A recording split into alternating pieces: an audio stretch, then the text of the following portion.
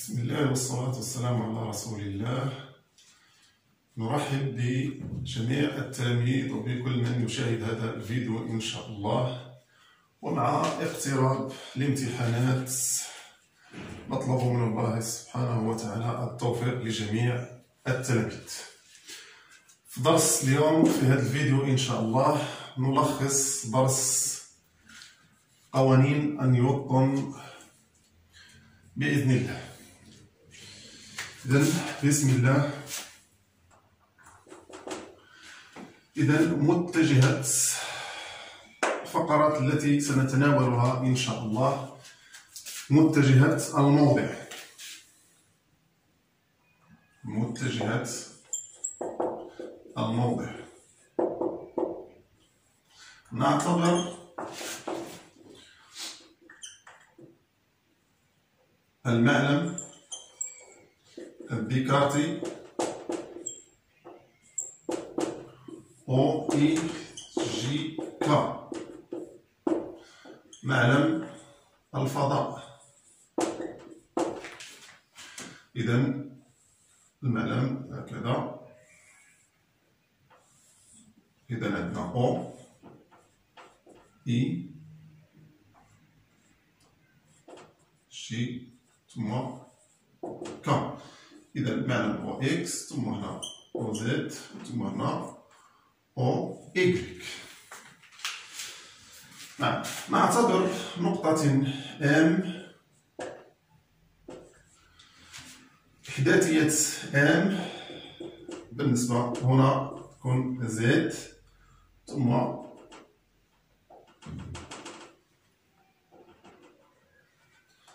هنا إكس ثم هنا إيكغيك.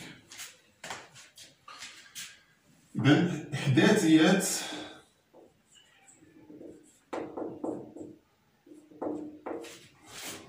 المتجهة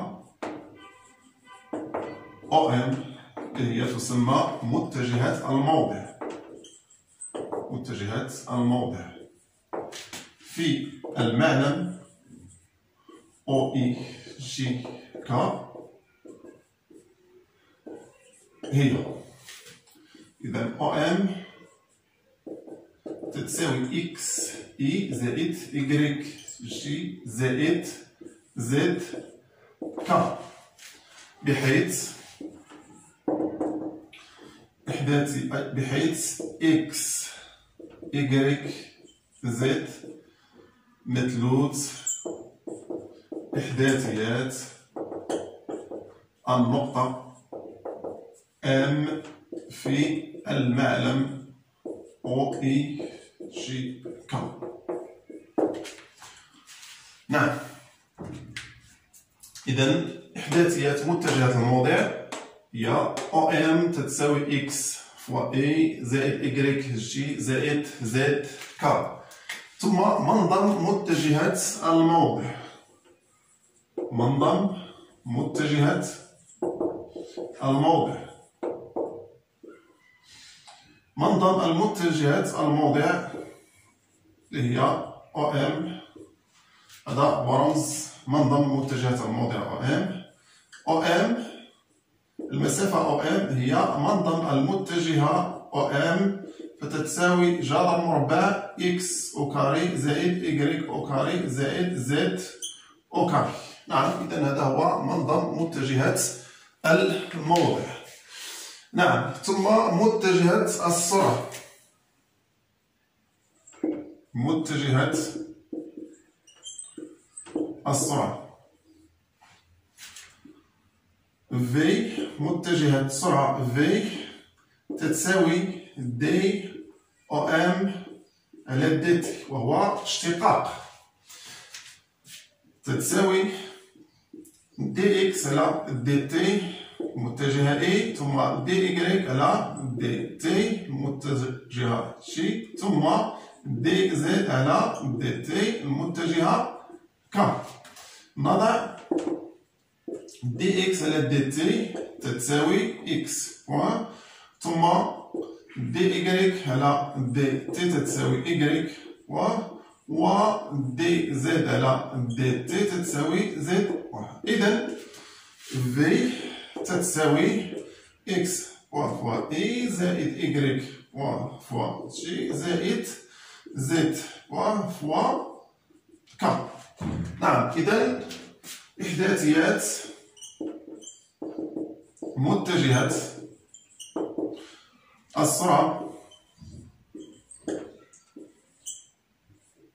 هي، إذا في عندها ثلاث إحداثيات. في إكس هي إكس وهي دي إكس على دي تي، ثم في إيكغيك تتساوي إيكغيك واللي هي دي إيكغيك على دي تي، ثم في زد تتساوي زد واللي هي دي زد على دي تي. يعني أن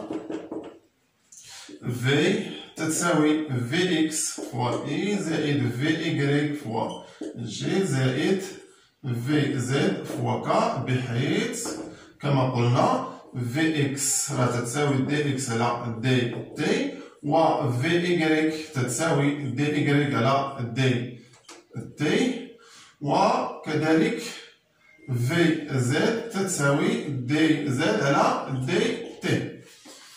نعم، منظم متجهات السرعة. منظم متجهات السرعة. منظم متجهات السرعة تساوي في تتساوي جذر مربع في إكس أو كاري زائد في إيكغيك أو كاري زائد في زد أو كاري. نعم، ثم الفقرة الموالية وهي متجهات التسارع. متجهات التسارع. متجهات التسارع هي أ. نعم، متجهات التسارع. متجهات التسارع هي أ تتساوي دي في على دي تي، هو اشتقاق السرعة. فالسرعة هي اشتقاق المسافة والتسارع هو اشتقاق السرعة. لدينا في تتساوي في إكس أو كما قلنا هي إكس فوا إي زائد إيكغيك فوا جي زائد زد فوا كا. إذا دي في على دي تي تتساوي إكس دو بوان إي زائد يعني المشتقة الثانية لإكس إيكغيك دو بوان فوا جي كذلك زد دو بوان فوا كا، بحيث إكس دو بوان هي دي إكس على دي تي، و إيكغيك دو بوان هي دي إيكغيك على دي تي، و زد دو بوان هي دي زد على دي زد بوان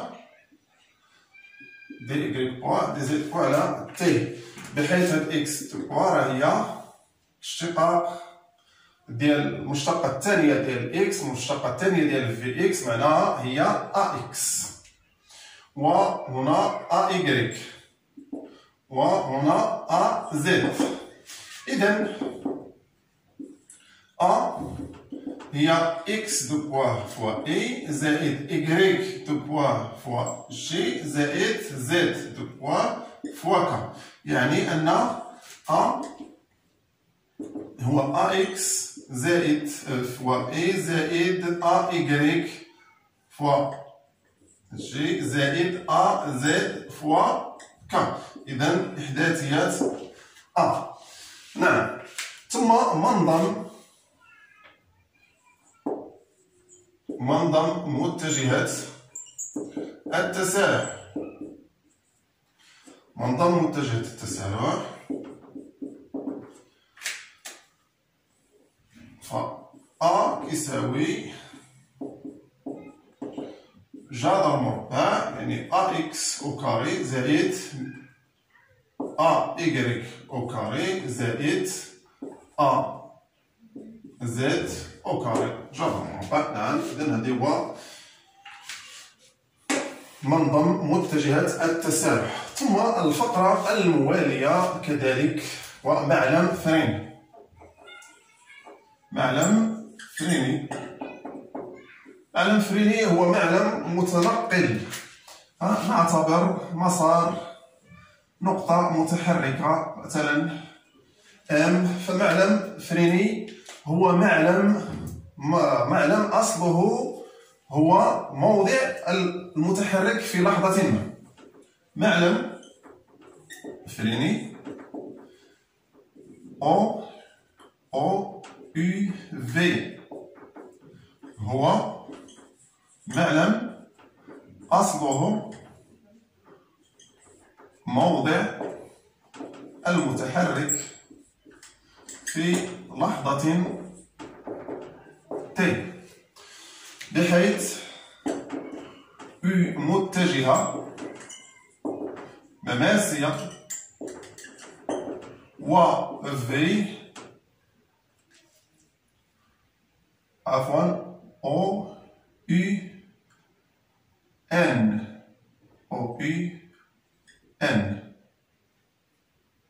معلم U و N متجهة منظمية. نعم، إذن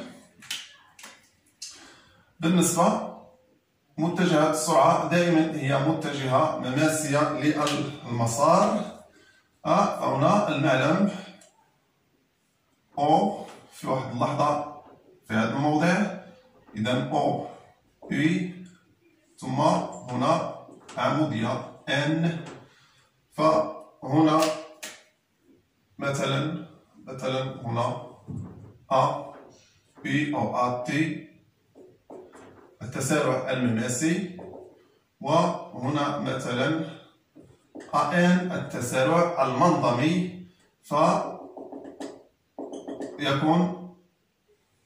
A هنا كذلك. إذن بحيث أن A تتساوي A T فوا A زائد A N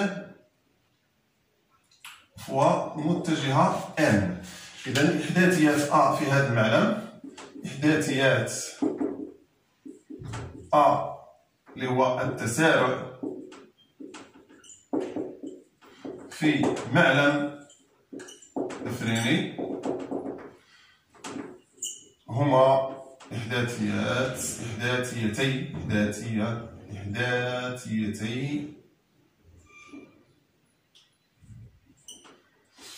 نعم، هما إذن AT ثم AN. AT هي دي في على دي تي، إذن التسارع المماسي هو اشتقاق السرعة بالنسبة للزمن، ثم AN تتساوي في أو كاري على غو، بحيث غو هو شعاع الانحناء وشعاع الانحناء. نعم، ثم إن شاء الله نبدأ في قوانين نيوتن. قوانين نيوتن. إذن القانون الأول لنيوتن ونسميه قانون مبدأ القصور. مبدأ القصور عندما يكون المجموع المتجه للقوى المطبقة على جسم منعدم، يعني هذا الجسم يكون شبه معزول على جسم منعدم، تكون سرعة مركز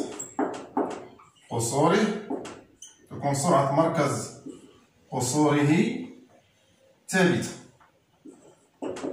معنى في جي تكون كونستانت.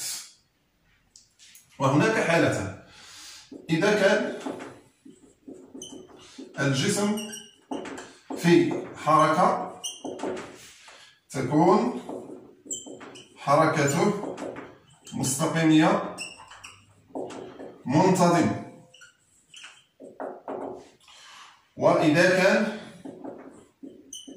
في حالة السكون تكون سرعته منعدمة، يعني في تساوي 0 وكذلك تبقى ثابتة. القانون الأول لنيوتن. إذا قلنا بأن مجموع القوى المطبقة على الجسم إذا تتساوي 0 متجهة منعدمة، عفوا بطبيعة الحال في راها تتساوي كونستانت. إذا هذا هو القانون الأول ويسمى قانون مبدأ القصور كذلك. نعم. ثم القانون الثاني، القانون الثاني لنيوتن. القانون الثاني لنيوتن: المجموع الجبري للقوى المطبقة على الجسم يساوي جداء كتلته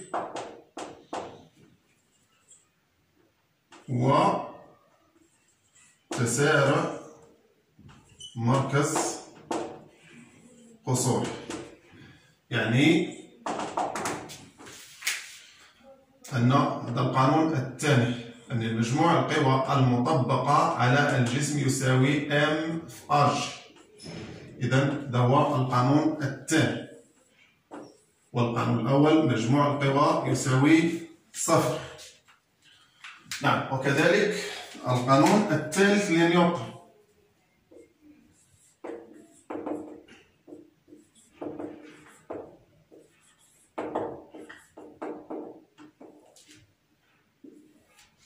القانون الثالث لنيوتن وهو مبدأ التأثيرات المتبادلة. مبدأ التأثيرات المتبادلة. مبدأ التأثيرات المتبادلة. عندما يطبق جسم A على جسم B قوة F نرمز لها ب F A على B، فإن الجسم B بدوره يطبق قوة نرمز لها ب F B على A، بحيث أن F A على B تتساوي ناقص متجهة F B على A. فمميزات هاتين القوتين فلهما نفس التأثير ومنحيان متعاكسان ونفس الشدة. ونكتب كذلك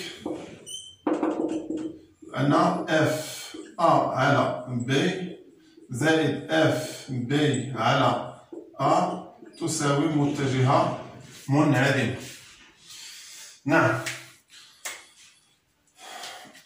الحركة المستقيمية المتغيرة بانتظام.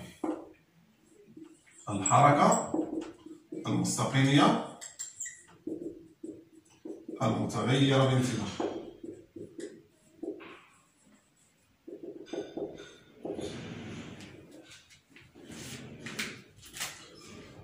تكون الحركة مستقيمية منتظمة إذا كان تسارعها أو تسارع مركز قصورها يساوي 0. وتكون الحركة مستقيمية متغيرة إذا كان تسارعها يساوي عدد ثابت أو تسارعها ثابت. وهنا عندما يكون التسارع ثابت يكون موجب أو سالب، فإذا كان موجبا فتكون متسارعة بانتظام، وإما يكون سالب وتكون الحركة متباطئة بانتظام. بصفة عامة عندما يكون عدد ثابت يعني غير منعدم فتكون الحركة مستقيمية متغيرة بانتظام.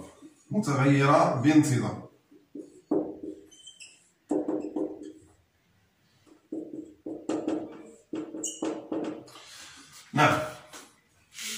المعادلة الزمنية التي تحققها السرعة.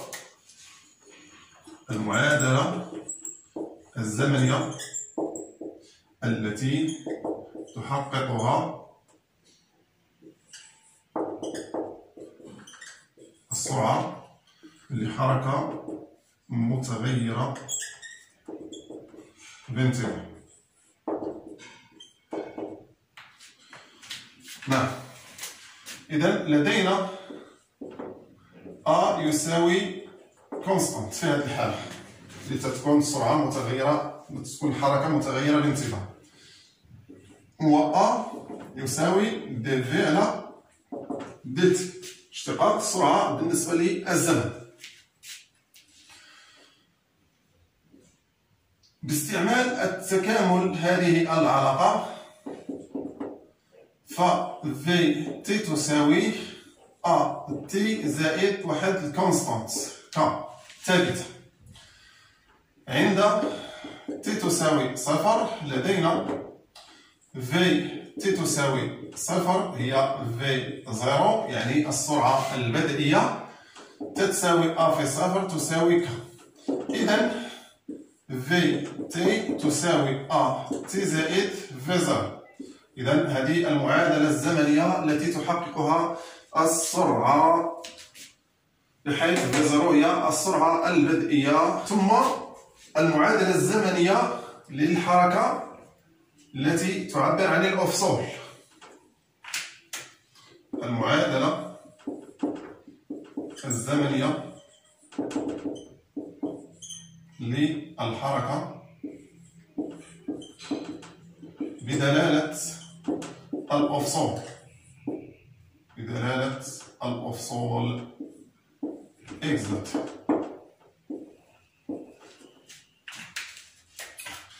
لدينا v تتساوي دي اكس على دي تي، و v تي تساوي ا تي زائد في زيرو. إذا باستعمال التكامل نجد أن x دوت تي تتساوي 1 على 2 ا تي أو كاري زائد في زيرو تي زائد واحد الثابتة اللي هي واحد الكونستانت سي. نحدد هذه الثابتة بالشروط البدئية. عند لحظة تي تساوي صفر لدينا x صفر تساوي 1 على 2 ا في ساس 1 على إذا زائد في زيرو في زيرو كذلك تساوي سي. إذا x دوت تي تتساوي 1 على 2 ا تي أو كاري زائد في زيرو تي زائد x زيرو، هو x زيرو هو الأفصول عند أصل التواريخ. نعم. إذا بهذا القدر نكون قد أتممنا يعني ملخص درس قوانين نيوتن. اللي ما نفهمش شي حاجه يخليها لي في الكومونتير ونجاوب عليها ان شاء الله. وما تنساوش دعم القناه بالاشتراك، والسلام عليكم ورحمه الله وبركاته.